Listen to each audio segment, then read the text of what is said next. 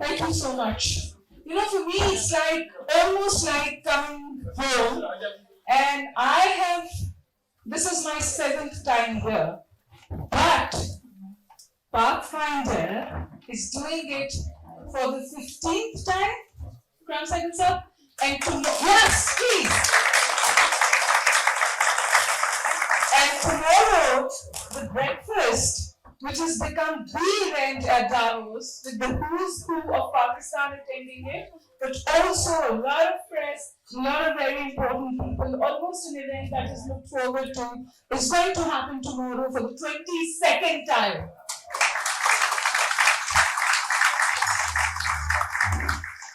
And of course, it is hosted by the Pathfinder group. This is Zarrar Sehgal in the Crown Sehgal.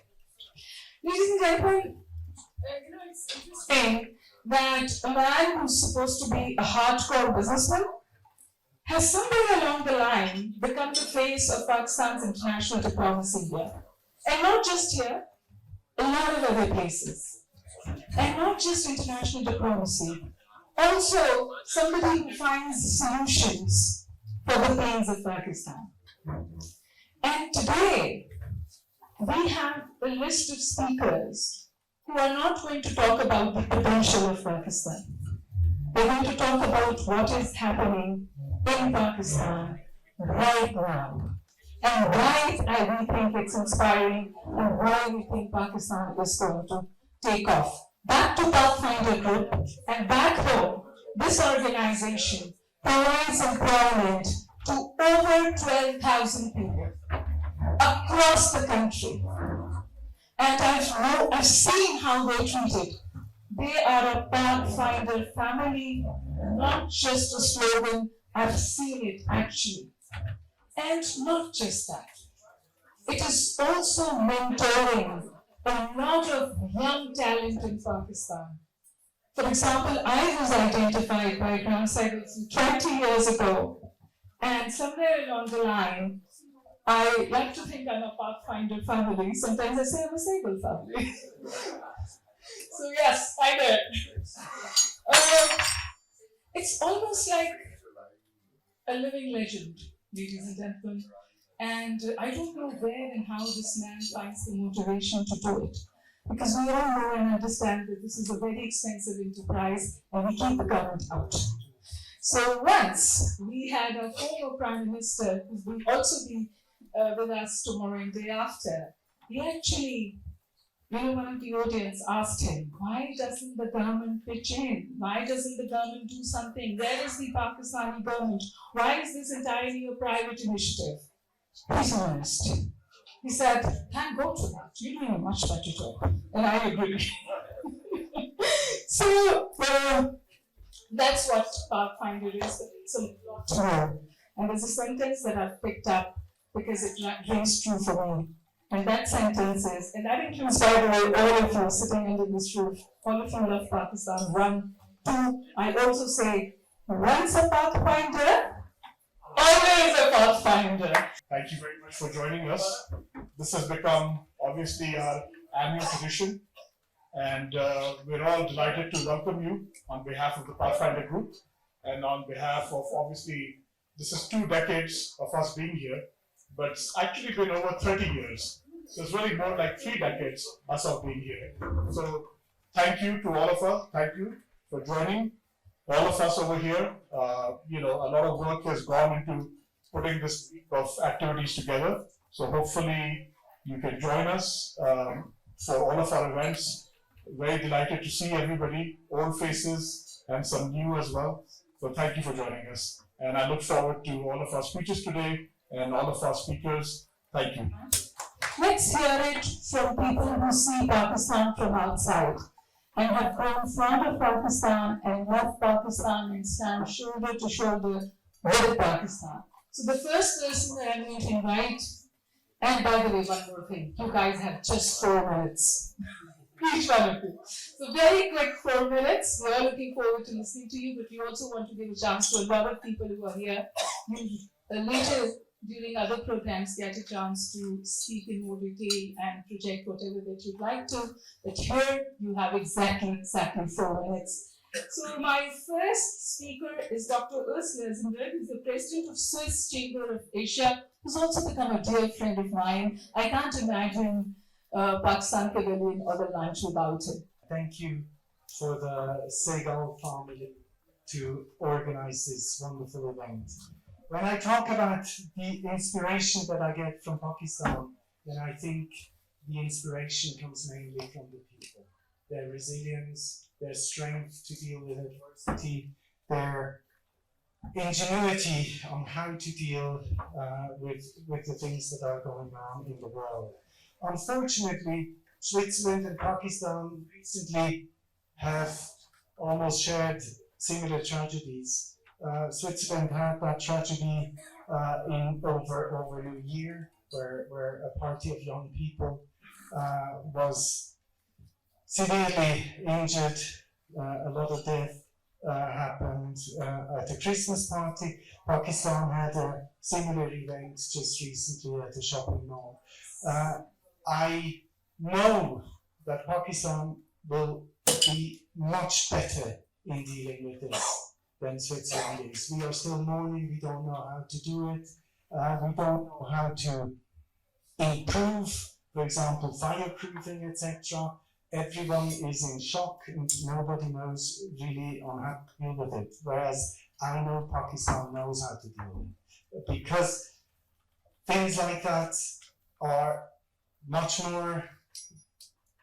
easier to be dealt with. It is easier to look forward.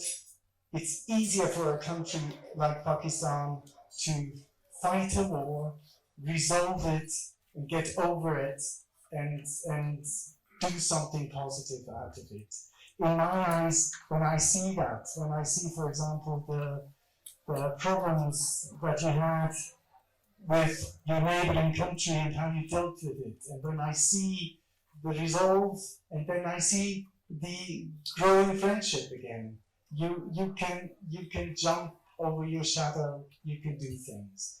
And for me, look at the whole thing, and here I can just follow up with my predecessor. When I look at Cham, when I look at Zarrar, when I look at the Pathfinder family, then for me that is a symbol of inspiration. I would like to be able to have the same legacy when I'm reaching Cham's age. I don't think I will make it. Thank you very much. Pakistan, we are also grieving right now. We are also trying to recover from it. He spoke about South Asia and India-Pakistan relations, so I have the perfect man to talk about it. Kugelman, Senior Fellow for South Asia, the Clarkton Council, and the former founding director, Wilson Center, South Asia Institute. He keeps a close watch on South Asia, especially on India-Pakistan relations. I follow him on the Twitter very closely, and let's see what he has to say. By the way, he's also becoming a regular here. This is his second time. Michael, are you here? Yeah. So it's all yours. Thank you very much, Huma. Let me just thank my dear friend Ikram for having me and his family. This is indeed the second year I've been here. Such a great memory from last year. It's great to be here this year. So, I'm often asked why someone who sounds like me, who has a name like me, decided to make a career out of studying Pakistan. And, not many folks like me, to be quite frank, study Pakistan. On the whole, in the US and certainly in Washington, D.C., where I'm based, the number of specialists on Pakistan is quite small, and it's always been that way. So, I'd say that there's something that draws me to Pakistan, and I won't talk about, responses that one typically hears, the hospitality, the good food, the resilience and all that. That's certainly true, but it goes beyond that for me. What I would say draws me to Pakistan is that in addition to it just being a very fascinating place, a complicated place, but a fascinating place, is that it is an odds defier. It's defying the odds all the time. So if you just look at the last 20 years, even less than the last 20 years, 2008, there was a global financial crisis. There was concerns that Pakistan would experience a financial meltdown, and it did not. It didn't happen.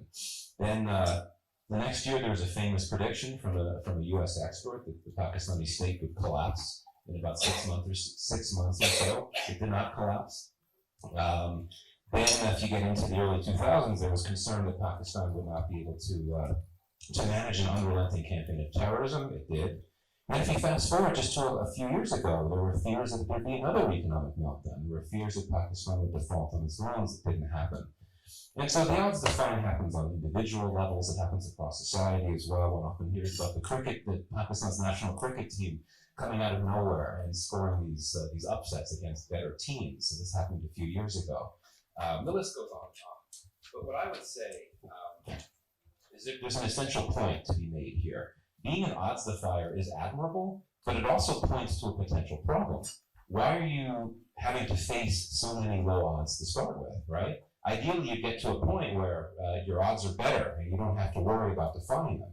And I think this gets to another important issue that Pakistan, let's be very clear, it still has a lot of work to do to strengthen its economy, to strengthen its security, to become more of a major global player. But I think it's well on its way, especially with its global engagement. If you look at what Pakistan's been up to the last year plus, even over the last few months, it is becoming more present and more prominent globally. And if you look at its diplomacy and other activities in the Middle East, for example, there's a great example right there. Pakistan is not dealing with the image problems that it was some years ago, which I think is a big help for Pakistan. And I think that could be a catalyst as it looks to do more in the world. And here's what I'll conclude with. There's a major opportunity for Pakistan now. The world is in a massive, massive churn. We know why. There's a lot of reasons for it. There's a major backlash against the US-led world order. The global south has been emboldened. There's an increasing thirst for multipolarity. And this all advantages Pakistan, which is looking to become a bigger regional player and perhaps a bigger global player. It can find a space in this rapidly evolving world. So in this way, Pakistan can shift from an odds-defying but fragile state to a stronger state that can be a greater global player that in turn can make itself stronger at home. Thank you. And now I have something very interesting here, because I have Adam Weinstein, Deputy Director at the Quincy Institute for Responsible Statecraft. And do we need that? Adam, the floor is yours. Thanks for having me. If you don't mind, if I look at some notes. This is my second year here as well. Michael and I were both here last year, and it's I think we're both glad to be back. I know I am. And we're coming back after a year of a positive trajectory for U.S.-Pakistan relations, which is the lens from which I look at things. In fact, I'd say it's safe to say that U.S.-Pakistan relations are closer right now than they've been years or maybe even decades. And we see a renewal of ties, for example, U.S. military exchanges in Pakistan. Just last week, U.S. and Pakistani soldiers completed exercises at Pakistan's National Counterterrorism course, and they posed for photos together, which was unimaginable a few years ago. We also see the U.S. coming to Pakistan's aid again. During the terrible floods in Swat last year, we saw the United States at Nur Khan Airports providing aid to victims and helping Pakistan with its climate resilience. And we have direct contact at the highest levels, both political and military, between the United States and Pakistan. And we're moving away from years of very stagnant, technocratic, bureaucratic diplomacy towards a more human relationship. And I think that's possible because we have an unconventional administration in Washington, and of course that has positives and negatives. But I think for Pakistan, it's a real opportunity. We also have major strategic changes in Pakistan. When I first started visiting Pakistan, it was at the tail end of a very violent era in Pakistan during the 2010s, when civilian casualties in Pakistan from the fallout of the war in Afghanistan were common. It was a time when there were suicide blasts in major Pakistani cities. It was a common occurrence. And it was a time when Pakistan was fearful of its neighbors and the sectarianism and extremism that was being exported from the neighbors, not just Afghanistan, also Iran, also the Gulf. And now we look at today, and Pakistan is actually, rather than a battlefield for the region, it's a source of stability. We see the Gulf looking to Pakistan as a security guarantor, which is extraordinary if you think about it. And so I think the strategic environment that Pakistan finds itself in is very advantageous for its future. And I also think, in terms of U.S.-Pakistan relations, is a once-in-a-lifetime, or not lifetime, but a once-in-a-generation opportunity right now to reset things. And for Pakistan to take advantage of some of the changes that are happening in Washington, of course, not all of the changes are positive. The current administration in Washington is very unpredictable. It appears committed to great power competition with China in a way that puts Pakistan in a vulnerable position. It's unfortunately closing the door on people-to-people ties by at least temporarily ending immigrant visas for Pakistanis, and I think these are mistakes on the part of Washington.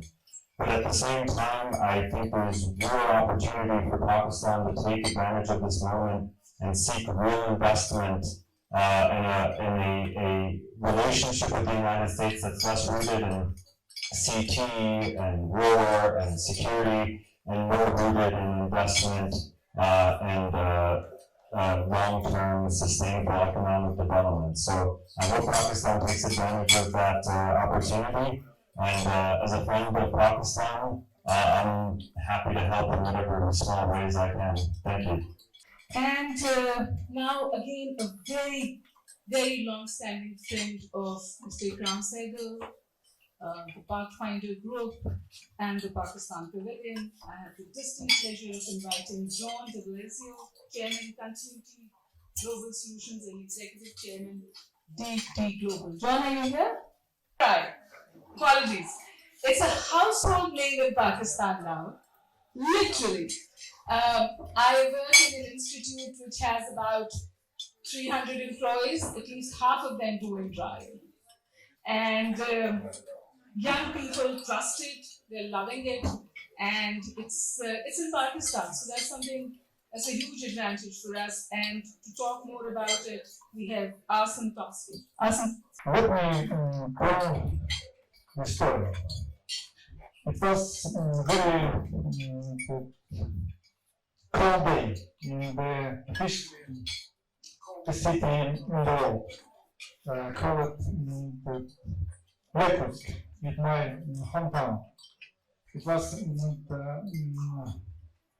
minus 45 Celsius. And all taxi companies in the town in the same day, they doubled fares. It was unfair cartel agreement. And of course, a lot of people, they went absolutely furious about this because it was very bad to go to, for example, 2 miles to school with your kid through this stinking cold. And this caused a sharp sense of injustice. And 20-year-old student established a special profile on social media, and people could come and tell, I'd like to go from point A to point B, and I would like to pay such amounts. And people start to negotiate. People with cars, they start to negotiate. And in short time, 50,000 people in not big cities, they started to visit. And I saw it was clear social phenomenon. And we took this idea and we started technology startup. And in the last 12 years, we built really large global scale company. Since day one, we fight injustice. Now we work in 1,065 cities, in 48 countries. And we are now second largest ride-hailing company in the world by number of app downloads, right after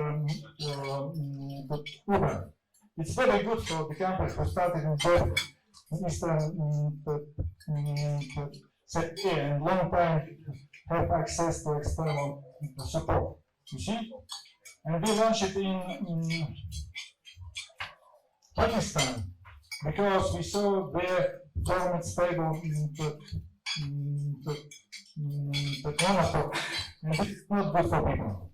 And in short time, they became leader in the country, you see? Because a lot of people switched to us, and they actively invited their social circle to switch to us. And we still continue to protect people from price manipulation because we don't set fares. People do it. It's like peer-to-peer. And we protect people from inflated commissions. We charge just about 10% of take rate instead of 25 and 40. Yeah? It's much more fair. And then this goes far beyond this hearing. We invest in millions now in Pakistani startups. We support talented artists. We support female tech entrepreneurs. We run worldwide, we run 6 non-profit initiatives, same goal, to reduce injustice. And my goal today to find local partner for one of such initiatives. This year, we want to start anti-smoke initiative in Lahore, like we did in this is a very big problem in Lahore. So if you can be partner with us, please reach out to me. Thank you so much. Thank you very much, my partner Ikram and Zarrar and the Sehgal family and SMS Pathfinder. We've been partners with SMS Pathfinder now for half a dozen years, and it's been a pleasure to work with them and to be a partner here at the World Economic Forum as attendees and to be called to talk about Pakistan and the potential. First off, I do have to compliment whoever came up with the inspiring Pakistan as the marketing approach. I think it calls to the potential of Pakistan. It calls to the opportunity of the human capital that Pakistan has, and it calls to the potential of where the country can go in its governance and its capabilities as reforms occur. We're very excited to be a part of the ecosystem in Pakistan, in the economic side and in the security work we do. I think Pakistan right now, in the geopolitical sense, has reached a very critical point because of the balance of power in South Asia and its critical role in that realm. And it's been, without question, a very interesting period for all the world. But as we've embraced it here, or at least seen it in the United States, we've now seen the importance of Pakistan in the geopolitical environment. So we're excited about our continued future working in Pakistan. We continue to look at alternative opportunities, and if anyone has any interest in partnering, we're obviously here to help make it possible. So thank you very much for having me, and I'm inspired by what you all do to build on the West networks to help provide a better future for Pakistan. Thank you. Professor Dr. Mark Sehgal. He is Director of Global Security and Resilience Project, Homeland Security Graduate Program at San Diego State University. But that's not all who he is. He has been to Pakistan a dozen times, and right now, against all odds, he's teaching in Ukraine. Dr. Sehgal? So, thank you. It's great to be back here again with what I consider my Pakistani family. Ikram likes to joke that I'm Sehgal, he's Sehgal, I'm the lost branch of the family. So it does feel like family. But I think, in thinking of what's inspirational about Pakistan is to reverse 12 years when I went there for the first time. And I met Ikram in Washington, and he invited me to come and train his company in the new international standard on security operations and human rights, and really wanted that. Pathfinder would become the first company in the developing world to achieve that certification, which we did. And if you remember what Pakistan was like 12 years ago, the Americans were predicting it's going into a failed state. Why would you go there? And when I arrived, I realized I went there, and what I learned was what makes Pakistan different is its people, the dedication of its people. The challenges are amazing that it needs to overcome.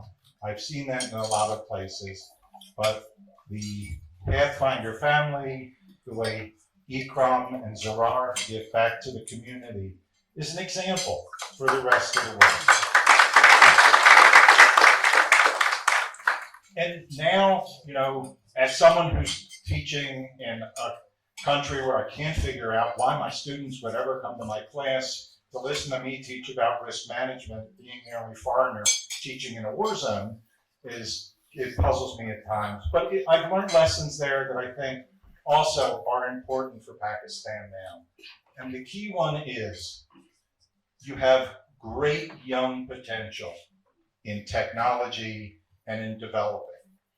But the thing that you need to focus on to differentiate in AI and in other fields is to get your young people to realize that they live within a political environment that they need to give back. They have to put down their cell phones.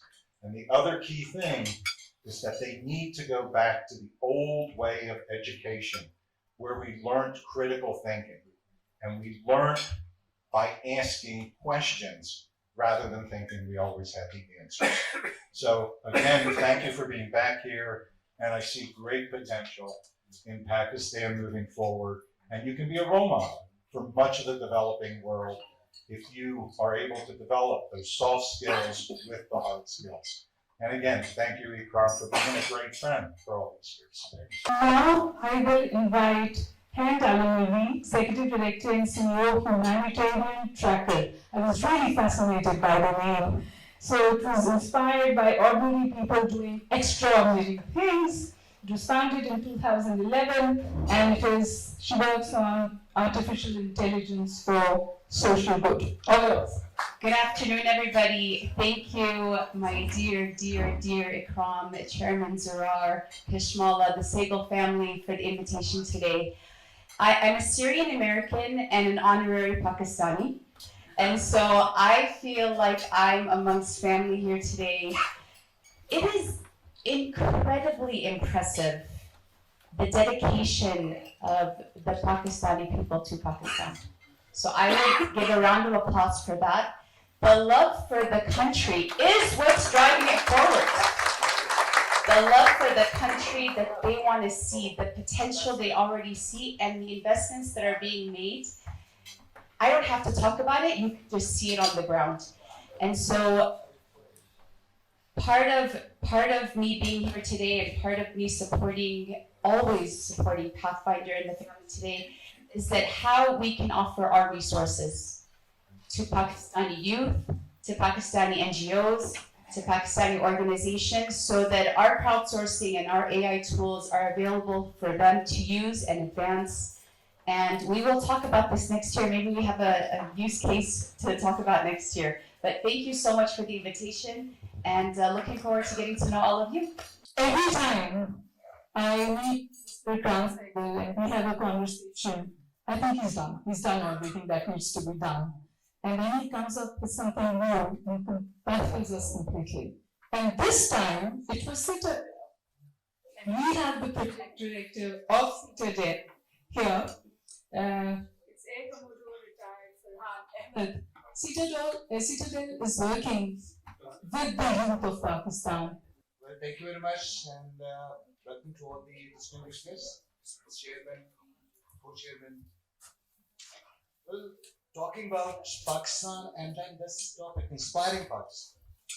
I won't say it's Pakistan has potential. Well, it does have. Everybody's got. We all have our pets. We fall down, walk again. Somebody pushed it down the hill. You come back, you climb the hill yet again. No matter what the situation is, no matter where we stand and what situation or environment that we are put into, through our geography or through our environment, we come back again. And the force that makes us to come back is the force we're sitting here. That's the youth. Pakistan today is a home. The legal age of Pakistan is around 19 years, and around 60% of the total population of 220 plus is below the age of 30. And just as I'm sure the House might be knowing it, it's not only the youth bunch that we have, the resource, it's the hard work and the real entrepreneur mindset of the youth that makes us inspiring, and that represents inspiring Pakistan. Just to put you through, one of the biggest freelance community in the world comes from Pakistan. It's got more than 105 million freelance in IT alone.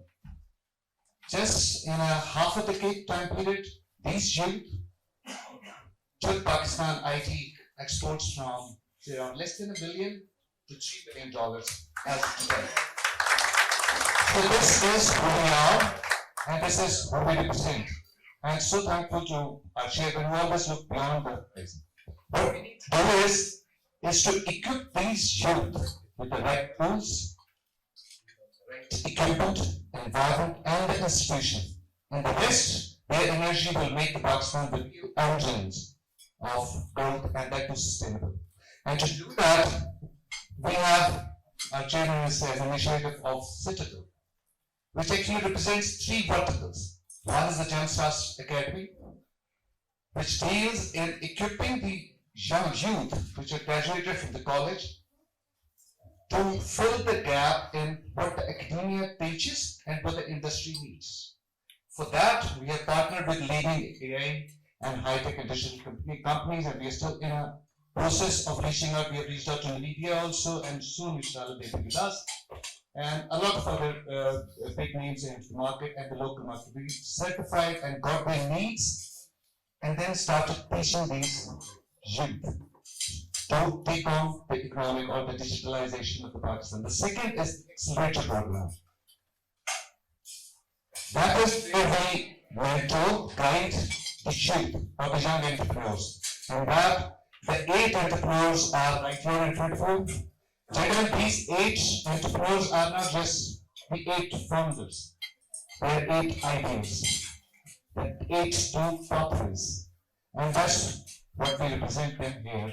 Showcase them to the global leadership, the global partners in the industry, to showcase Pakistan, to see or to show the real entrepreneur face of Pakistan. And that's the force that would take us forward. We request you all, and we believe in collaboration, cooperation. We believe, and we call all of you to collaborate. Let's join hands and take this youth, talented youth, forward and make a shared progress in all digitalization and the AI field. Thank you very much. I was very small part of it. I was a part of the launch, and I think it's very timely.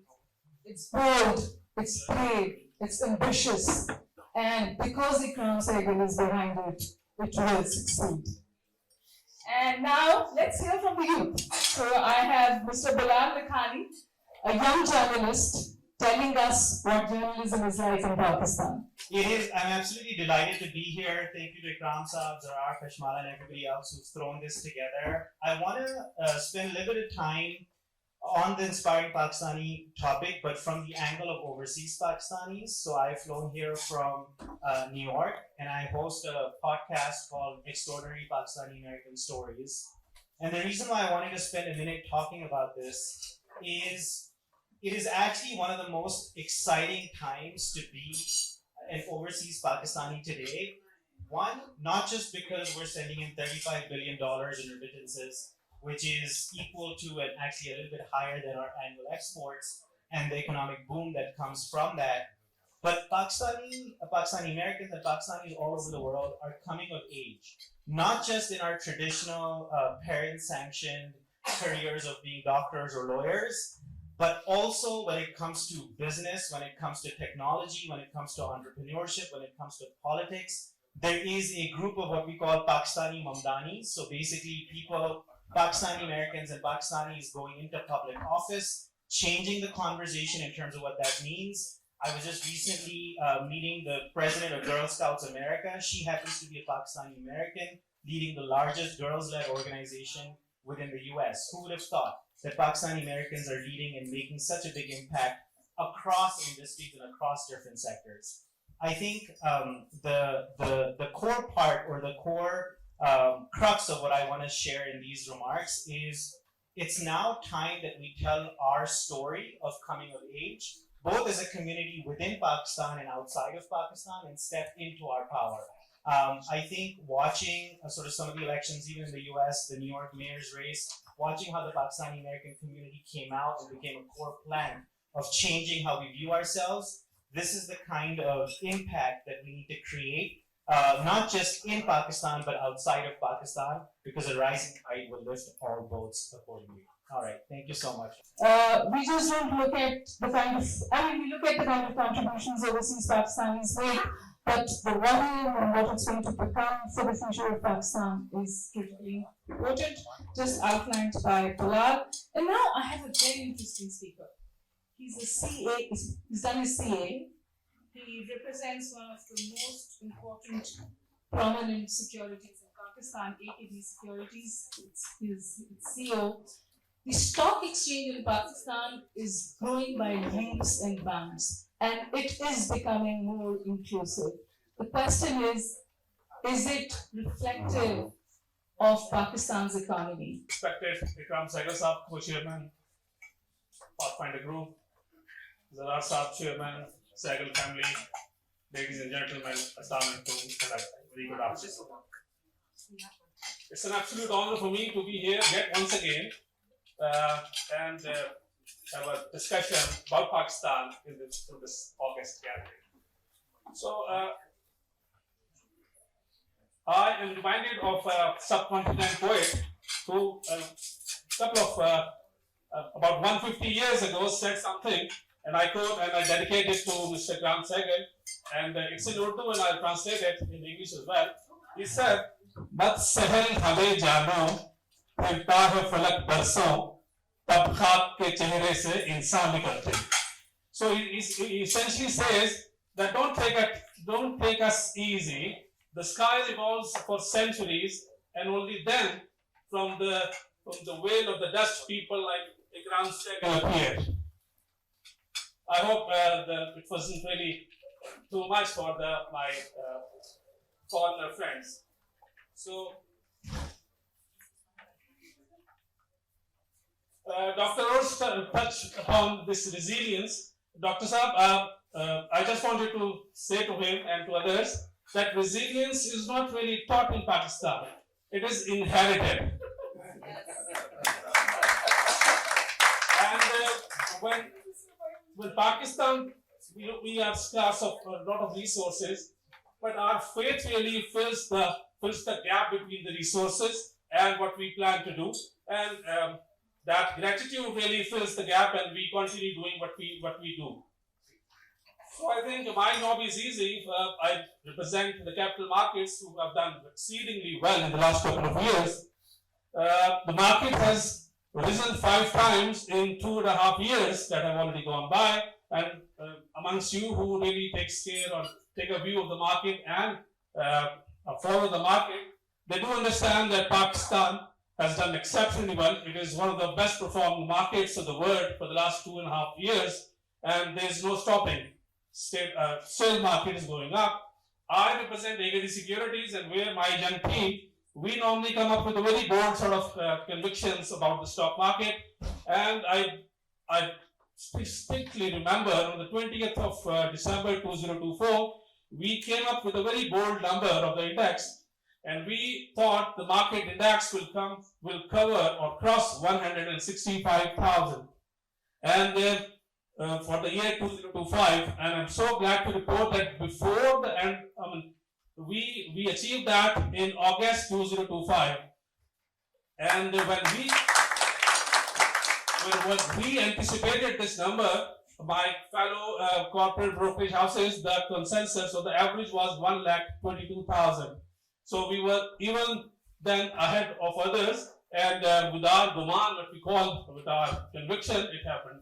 And this time round, when we came up with the strategy for 2026, we anticipate the market will cover, will cross 263,800 levels, which is about 53% upside from here, which is already 5 times over the hill.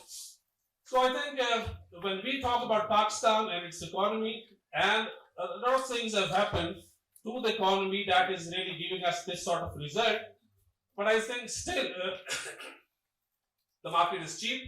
The market has traded at a price earning multiple of 13 and 11 many times. I've been an old hand at this. I've traded at 13 time multiple in Pakistan, but right now, even at the height, even at the number of points that I keep mentioning, I just mentioned to you, the market index is only reflective of 8.5 times the price earning multiple. So we haven't really touched what we did, and we anticipate the market hopefully will cross that 100 billion milestone in the year 2026. And when we cross that 100 billion US dollar mark, that is something we and a lot of others are really looking forward to. There's a lot I can say about the market, but I think suffice it maybe to say that the going is still good, and the conviction and the privatization program, a lot of things have happened that is making the market move up, and I think the market will continue moving up because of the monetary easing, a lot of things which due to paucity of time I may not be able to cover because Huma is staring at me now. Thank you very much. Now I have something which is linked to what he's just spoken about, because I want to invite Mr. Sameer Chishti, who's the Executive Chairman, Asia Park Investment. His company has been investing in Pakistan for the last 1 decade. So Sameer Chishti. Thank you. We hate talking about ourselves because we are terrible at it. But when Ikram Saab calls and when my high school buddy calls, you take the call, and I figured how badly could I screw this up? I mean, look at that view. Look at that view outside. I don't even know why anyone's looking my direction. I've got 3 very simple points that I'd like to make, in which we believe. In fact, we shared the similar talking points yesterday at a couple of events yesterday hosted by some Western private equity firms. And what I think is remarkable is how capital formation is going to be aided not just by Pakistan, local families, local entrepreneurs, and Chinese corporates who've driven a lot of this, but increasingly by Western capital, which is looking to Pakistan, interestingly, as a sea of stability and strong independent foreign policy. I was making a slight joke, a half joke.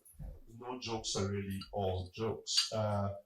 That Pakistan might be able to teach something to Europe as we enter a new 19th century age of great power competition.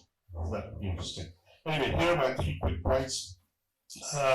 We are unabashedly, unapologetically bullish on Pakistan. I wouldn't even say bullish, we are maximum bullish on Pakistan. And our bullishness on Pakistan is driven by a conviction born out of 10 years of investing in Pakistan. Over those 10 years, we have acquired 10 companies.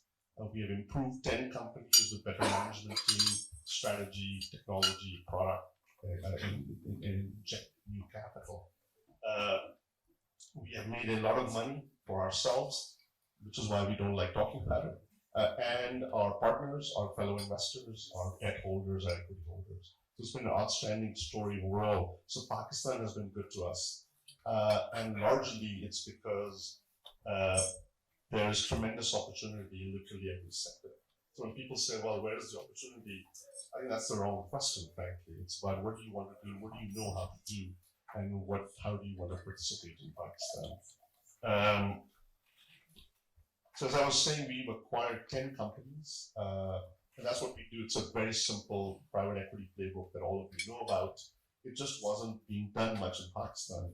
So after, I don't know, 2 decades or more, my brother and I had a career in New York and Hong Kong, and we said, well, why are we spending our lives building other people's countries, and why not our own?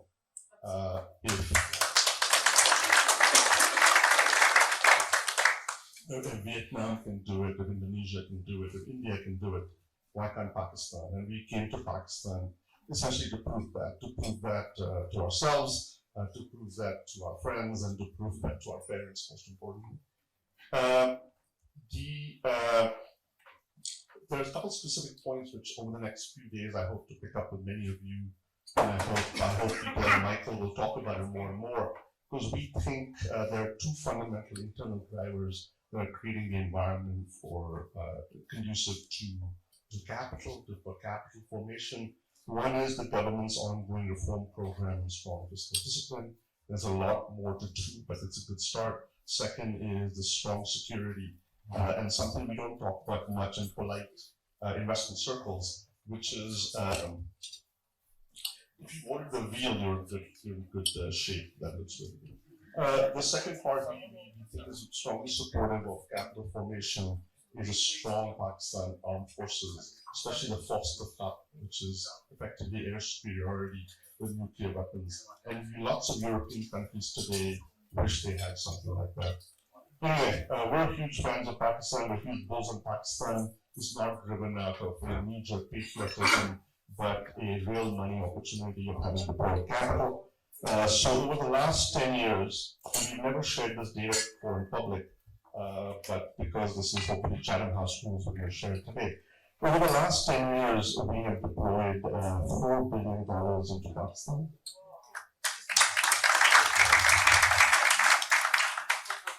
It's been with Chinese partners, with other and few other families of Pakistan, and the support of a lot of very smart banks. Second is we have an investment pipeline across multiple sectors of $5 billion that we are super excited about, and this time we think we can expand that to include a lot in technology. I think Pakistan's technology sector has finally come of age. Anyway, so we are not just bullish on Pakistan, we are maximum bullish, and if you are too, please do come and talk to us, because we couldn't be bigger fans. We need you to do that, we need you to become a multiplier. And another overseas Pakistani who is our pride and loves Pakistan, and that is Mr. Hassan Sharif. I am between you and lunch, so I'll keep it brief. Last year, I spoke to you about how languages will be lost if AI and foundation models are not built fundamentally from the ground up with that. And I thought at the end of the talk, I'll have Arabs and Pashtuns talking to me about how their languages will be lost. And you know who approached me? It was a Welshman. And he said, my language will be lost because, and it led me down a rabbit hole of looking at all the languages that are sort of in and around the UK that are suffering through that. So today I thought I'd talk to you about sort of a similar topic, but in a broader vein. AI is kind of the new revolution. So if you look back at the industrial age, there were haves and have-nots, and similarly with the second industrial revolution, the same kind of resulted. And the AI revolution is kind of in the same vein at this point. When you walk up and down the promenade, you kind of see some of that in action. And I want to give you an example of what societies would look like that are the haves of AI. And I want to start with education, since Dr. Sehgal talked a little bit about critical thinking. I want to talk about some basic education. You will have students that speak multiple languages that will have tailored tailored teachers that are giving them Gen AI based digital teachers, giving them Gen AI based education that are, for example, my son reads faster than he is at maths, but the reading is not going to catch up to him until another 2 years.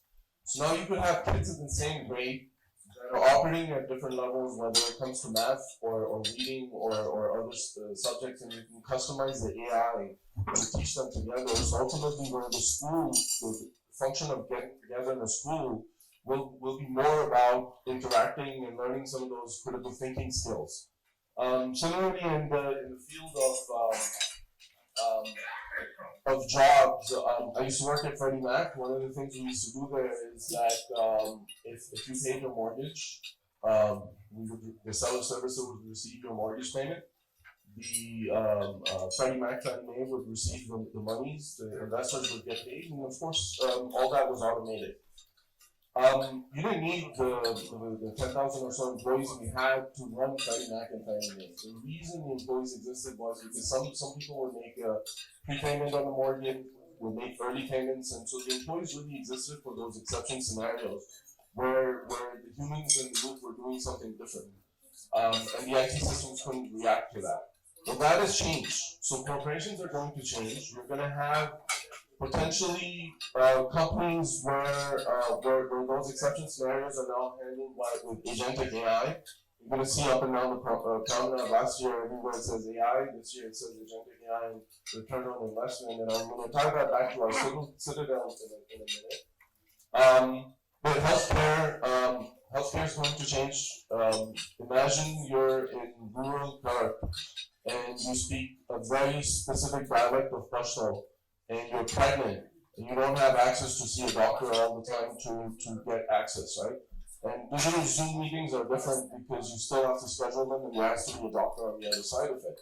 But imagine you have specific pain, or you're in a specific time period in your pregnancy, and you can get to speak to somebody who can, in your home, without leaving your home, get advice that will at least get you through the basic portions of your pregnancy. So the haves will have access to things like that. Large language models are very good at translating, but fundamentally there's still a huge wide open space for all the different dialects of languages that exist. I work at Amazon Web Services. One of the key things that we're trying to build right now is dialects of English. One of the most popular asks in the healthcare is the Chinese accent in English. Right, so it's not new languages, it's dialects, and that's very important for the haves to have, because any language that doesn't have it, just like I said last year, is potentially lost. I want to wrap up with 2 points. One is that the Pakistani Air Force has been very effective in its because of its pilots, mainly because of the maneuvers they're able to perform. But the haves will now have an Air Force where that skill set is translated into AI, and the airplanes are now being flown by generative AI and artificial intelligence. And so that's a huge way in which things are changing. So that's the future society of the haves. Then obviously what we're doing with Citadel Group here, that's very important for starting to build that future society, right? It's absolutely critical for that to happen. Now we're down to our last speaker, and it's a woman. And this woman is a professor from Pakistan. But what is different here is that she's broken both the glass ceiling and the pink ceiling. She is a professor of defense and strategic studies, teaching it for many years, and is also now a part of policy making. Dr. Salma Malik. Thank you, everyone. This is my first time at Davos, and thank you, Statecraft, for this opportunity. With so many people saying so many great things, I honestly have left without any words. My vocabulary is totally gone out. However, when I look at women in strategic studies, I represent that small sample, that small group that has, as Huma says, broken the glass ceiling. But breaking this glass ceiling was never easy. For people like Huma, for people like me, for many of the people who are sitting in this room. That's never an easy job. And it's not only breaking the glass ceiling, it's also breaking the glass walls or the barriers which are horizontally crashing down on us. And it's a huge job. In Pakistan, and I think elsewhere as well, women significantly are underrepresented in high politics, in diplomacy, in military affairs, and those who are part of that circle, they usually take a very, very well-established, safe, gender-neutral tone, which doesn't really ruffle the feathers. Primarily because they want to create a niche for themselves, which is very important. And I think now that those women have created a niche, they're also in that capacity where they are creating that change which was required of these women. Yet the walk is a very tough walk, and it is a very uphill incline, and there are no slides that can take us up. They can only pull us down. So that is a very, very unfortunate, yet difficult, formidable, but we are going there, and we are doing that. Now, interestingly, when I look at the younger generation of women, the interesting factor is that the younger generation doesn't have any respect for those glass ceilings or those glass walls. They break them at will, and they make them with a very loud crash. And that is a wonderful story. At times, in fact, we have to kind of calm them down, that you really don't have to be so fast and quick about it. Think about the poor guys in the picture, and yet they're very, very vocal about it. Interestingly, because time is short, I will just use one aspect. Where do we women really make a change? I have been part of several initiatives which were part of the Women, Peace and Security. We were part of the India-Pakistani conflict dialogues and several other motions. But for me, the highlight was when in May 2025, several of my female colleagues called or WhatsApped and asked which boat to take to reach the Lahore port, because we want to come here to shop, to chit-chat, to dine, and to see when Lahore developed a port. And we had to tell them that we are also waiting for Lahore to become a port city, yet you can actually cross the border from Atari to Baqai and you can come and enjoy us there. We transcended the borders. We did that through poetry sessions online. We did that through having short stories exchanged. And those short stories were not about 6-0. Those short stories were about what we were feeling at the human level. So those things are very important, and that brought about that aspect of empathy, that brought about less formidability when it came to the adversarial picture that the younger generation felt for one another. And I think we need more of that. And women are best suited for that. I'm sorry, men, that's not how the men work. The women did it. And we did it with a lot of confidence. We did that without thinking twice about who would say what, who is saying what is happening in the higher politics. So I will end my 3 minutes on this point, that a long time back, leading a contingent of young Pakistani women strategists, which was a very, very prestigious point for me. Rose Cotton-Miller called that team of young Pakistani strategic thinkers, women strategic thinkers, as women of mass destruction. To a point where I proudly now feel that many of the young women in the strategic circle and beyond are women of mass transformation. So I would appreciate if we can take a little break in our lovely food and applaud the women in this room who range from Sehgal, the silent powerhouses, to Kashmala, to Amani and Leila, the third generation. And of course to the men who make that environment extremely enabling for it. We can't walk this walk without our partners, both at home and around us, who don't gaslight us, who do not harass us, because these are major concerns. I would also like to applaud the work done by Anna, by Ruby, by Zakia, who in a small community, as we were exchanging our views, and many of the other people, I'm sorry if I'm unable to take your names, because I'm very poor at names, despite being a teacher, who Zakia mentioned that she's part of the Kashmala Welfare Initiative, where at a very small community level, she helped totally transformed the environment for women who were underprivileged, to women who were working and doing honorable vocations, to people like Dr. Huma, who is a fashion icon, a formidable teacher, a benign dictator, and many things at the same time. And to many auntie young ladies who would follow the same path and become equally formidable. Thank you very much. So another empowered woman, Dr. Ying Zhang, Singularity Academy, Singapore.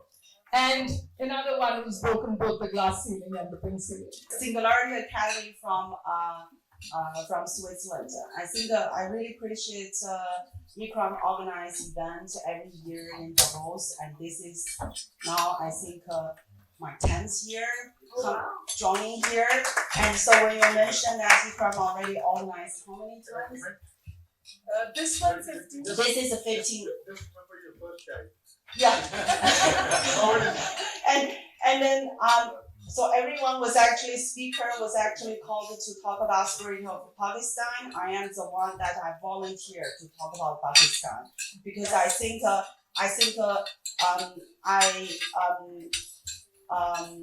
I really need to give a big appreciation to Pakistan because the first time I joined this event exactly in this room. It is because of this event I got known to my husband and here's my uncle, and we went through the Pakistan speed and now we already have 4 children. And over the past decades, we really work a lot with Pakistan business, especially with ICRAM.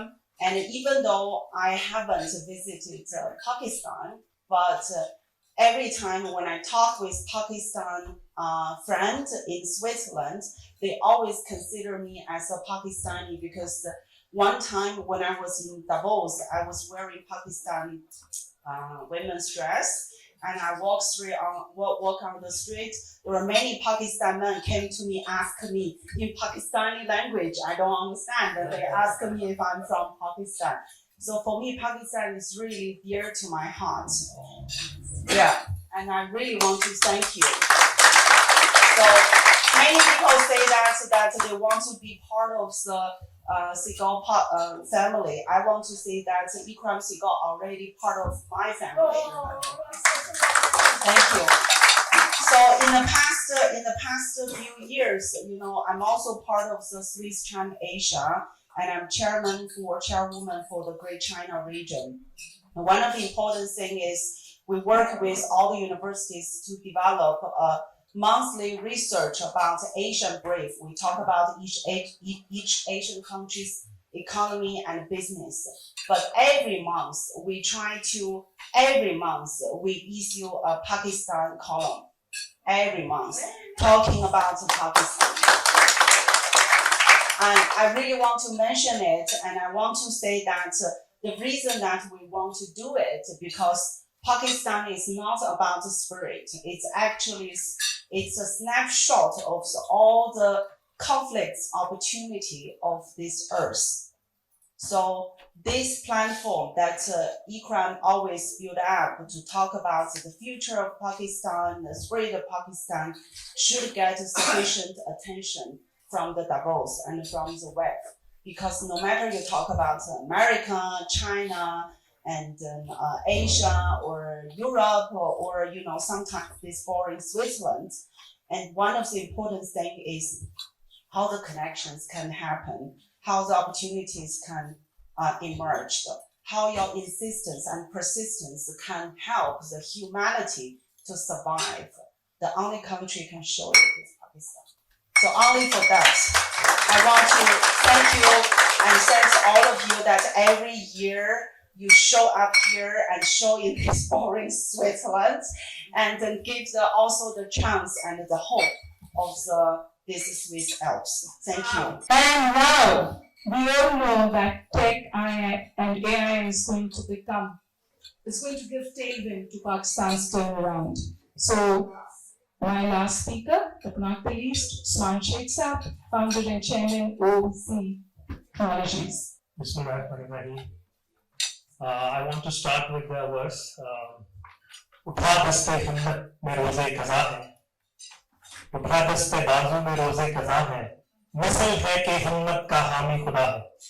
If you have the will and power, then the whole world and Almighty is there to help you. And for that, I would like to salute Zarrar Saab and Sehgal Saab that his will has turned this into like 15th time and 22nd time in Davos. It's just because of the will that he has done, and I feel so privileged to be here that this is my first time, and I feel so proud to share some of my views as inspiring Pakistan. So I share my story. I'm a computer science engineering graduate, and I went into Pakistan's prestigious institution, worked there in Nadra, where we made the ID cards. And I had the opportunity to live in China for 2 years. That really changed my way of thinking. And where I saw that how Chinese people build an ecosystem of helping each other. For that, I came back to Pakistan. I started the first company named OZ Technology. And by seeing an opportunity that there is a gap in the gaming industry. So I made the first Pakistan's gaming company named OZ Technology, and it turned into $1 million company in 1 year. And what really mattered was that I thought that we needed money to start something. We don't need money, we need better strategy. So that strategy led me to make my first $1 million company. And then I stopped focusing on my company. I started helping people that how they can make $1 million company. So in this way, I help people leave their jobs, start their own studio, gaming studio, and now we have 30 plus studio portfolio under OZ Group, each crossing $1 million mark. So this is not just because I wanted to, make a lot of money, but wanted to become a role model for Pakistanis, that if I can, why not you? And with this mission, I started Pakistan's first electric bike back in 2019, and we got the first lessons. So having said that, with now, we have 200 plus gaming studios in Pakistan, competing with India, Vietnam, and Turkey, and we are bringing $1 billion to Pakistan economy. And in the same manner, now we have in EV companies, there are 75 plus EV companies already sold 100,000 bikes in Pakistan. So what I would like to say is that the hope that we have built with resilience is in Pakistan, and the time for Pakistan has already come. So all of you who are here should not delay this thing that maybe Pakistan will rise. Pakistan is already on the way to be the next economic power in Cham. People like him can be showcased here. And ladies and gentlemen, please put your hands together for the man himself, Ikram Sehgal. Bismillahirrahmanirrahim. Start with Dr. Huma Baqai. I think, like we said, you are part of Statecraft. And I will start with thanking a lot of people who come here. Joel Kugelman has been sitting very quietly, 92 years old. Joel, thank you for coming.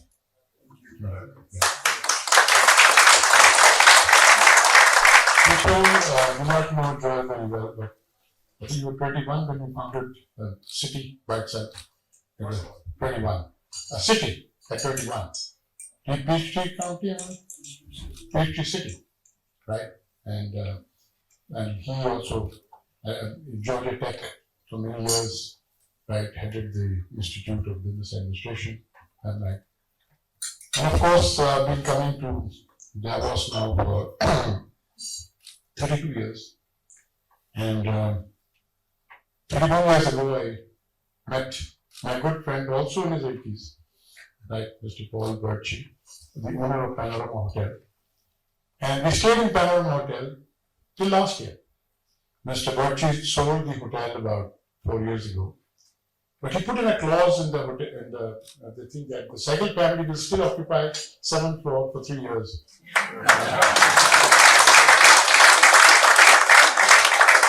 The new owners waited for 3 years and they hiked the price 4 times. Well,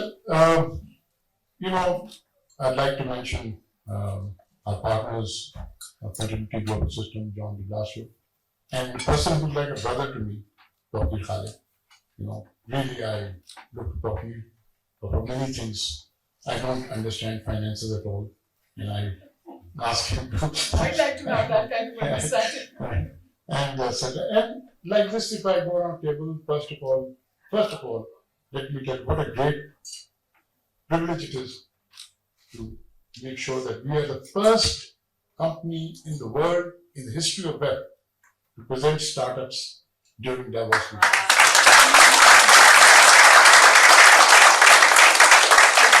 Let me tell you, it has shaken this thing, etc. I received messages, top-lead messages from 3 top Indian entrepreneurs who are friends of mine. Don't want to say it loudly because they think nobody will know about it. So they said to me, what a wonderful idea. Wish we had thought about it, and we're going to do it next year. Right? So, all right, do it please, but I think point is, I hope the people display all that you displayed in front of us at Amani Bagh, named after my granddaughter, and that's very good. And I'd like to then thank Shanaz, my wife, for supporting me over the years, and of course my son Zarrar and Kashmala, and my sisters-in-law who were here with me, extended family, Alia and Nasreen. I think the only one not here is Sana and Amreen, right? And a lot of others thought about, Dr. Mark Sehgal, jokingly said about that we being cousin. I believe it. We lost our way somewhere. We lost our way. We just lost his tribe, But like this, the Citadel crowd, AVM, Asad, Farhan, Imran Jatala does all night, he's working on something, produces things like the catalog that you see there, and of course, and it's been a great honor to have people like Samir Chishti and Usman, right? And of course, you will hear more of them because I'm going to try and incorporate some of them into those features, right? And I've got Imran Bhavani here, a friend of mine in Dubai. And like this, if I go to my other table, I see my friend from the Swiss Chamber of Commerce. We are like partners for life. Yeah. And similarly, I would like to thank, I take this occasion to thank Mr. Arsen Tomsky because inDrive thought it that way. I want to tell you a little secret. There were 5 companies approached us, and good companies. We thought yours was the 5 company that was making a difference to the poor people. And that is why we went and did something that my daughter thought about a long time back, the Asan mobile account. We said, how do we change the lives of the people that things? And at that point of time, the World Bank came in with an initiative for women empowerment and financial inclusion.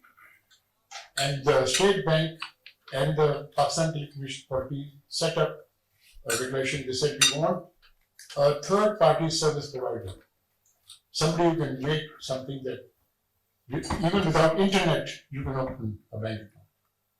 So I'm proud to say that even, frankly speaking, even we didn't know it, but we're the only company in the world that has made this platform, which is from many to many, from many banks to many telcos. right? And it can work on USSD and it can work on smart pen. So my point is, this was all in, and we've got about 13.5 million accounts now. 13.5 million.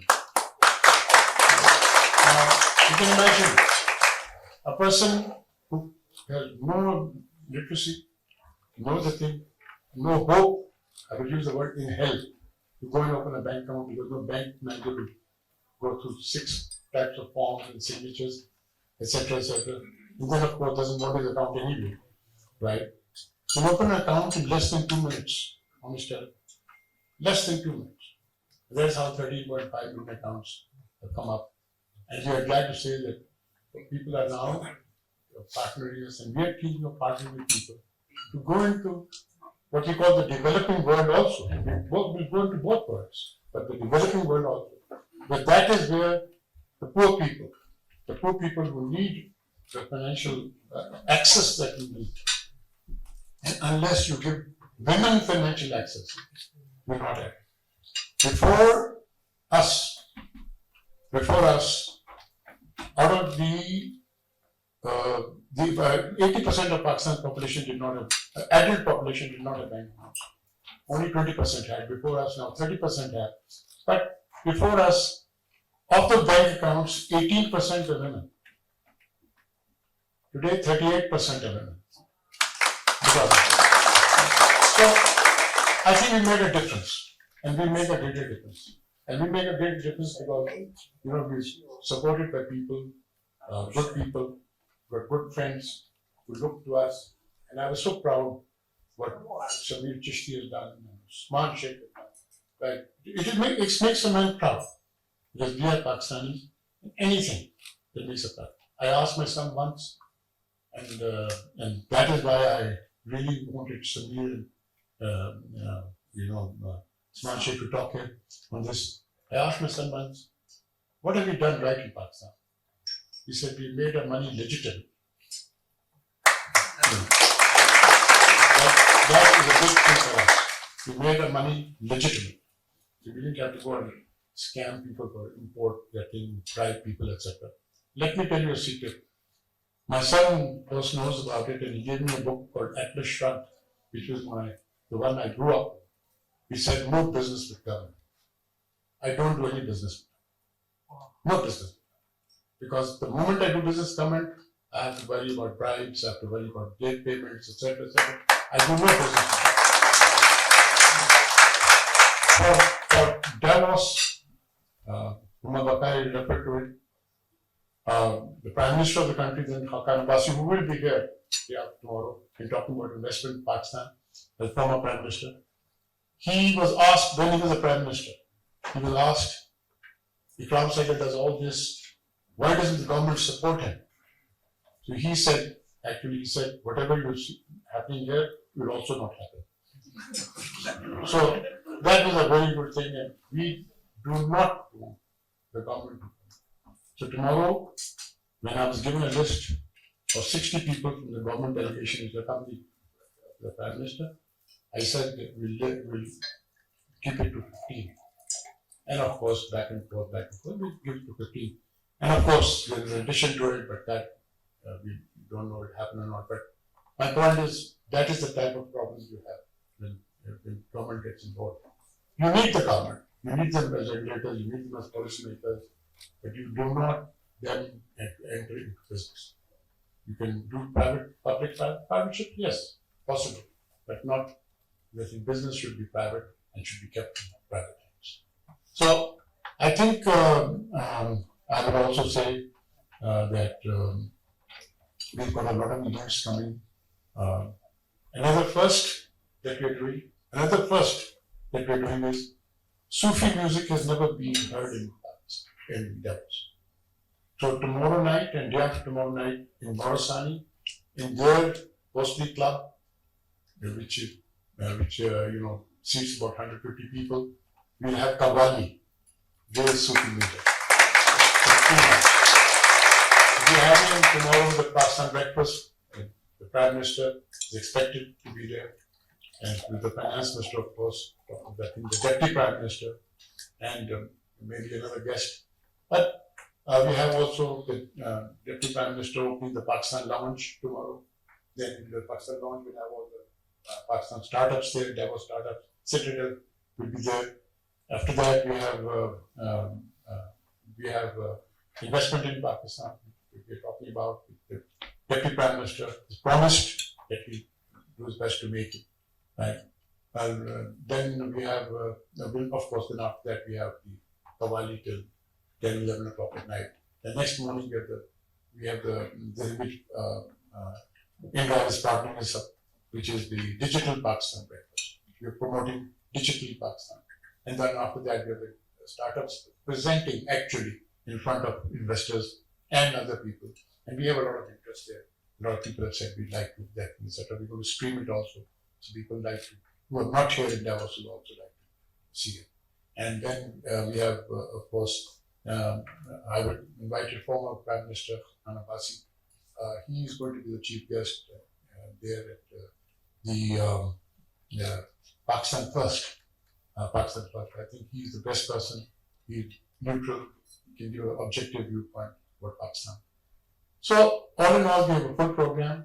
All of you are invited on that program, whether you receive invitation or not is immaterial.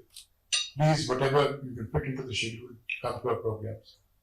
And remember, in the end, I will also say, just conclude, what is my agenda? My agenda is Pakistan. In 1971, I made a major mistake. I was in an upward career going up in the army. And my problem was my mother was Punjabi, my mother was Bengali. And when the thing started, the carnage started in East Pakistan in 1971. Somebody asked me a question or two questions, and the thing said, incidentally, I was the first Pakistani prisoner of war to escape from India and come back. And was given a medal and then taken away from me. Because I answered the question, he said, what is going to happen? I said, you're going to break up. And that's what happened. And then I stayed on that. And I cannot tell you how much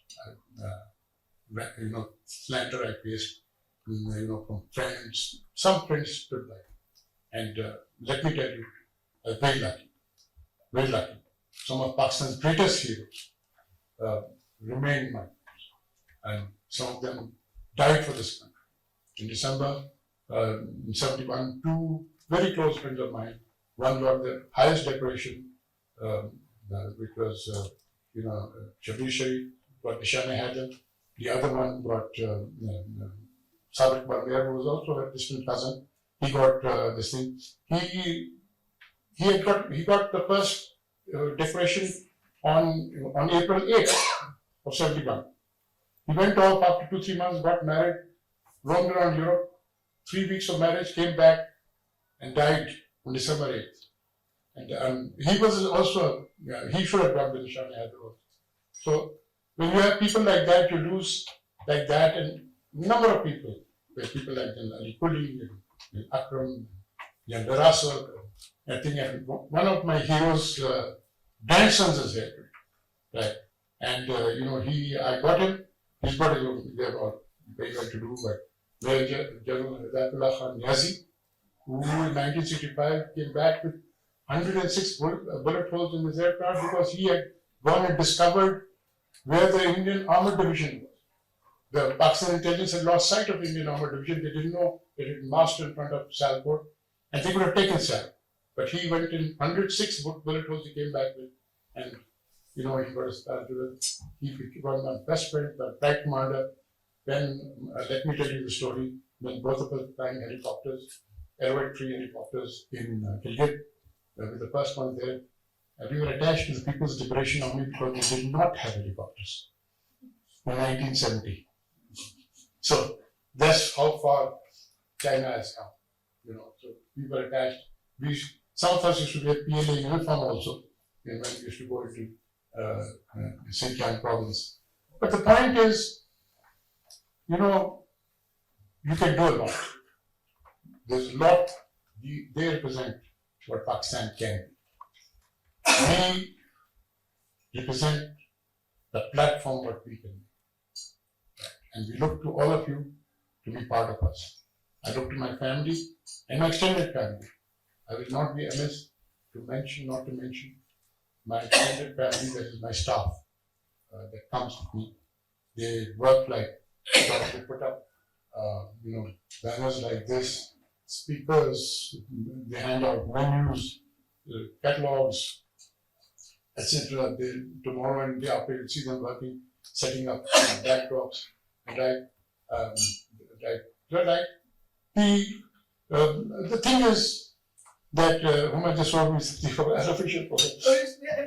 I just opened this, and this says Pakistan coming to Davos on a private pass, biggest delegation in years. And it says a private company, and we know that private company is Pathfinder Group. And it is Indian.